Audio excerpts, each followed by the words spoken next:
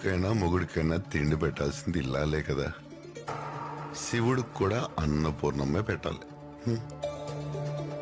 సామి మీకే చెప్పేది.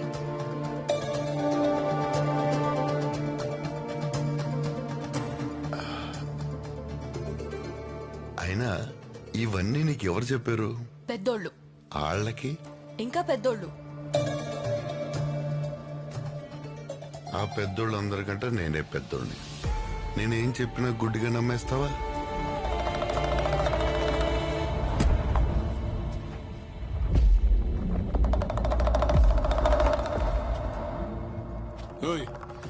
ఎవరు నువ్వు? నన్ను దంతున్నా?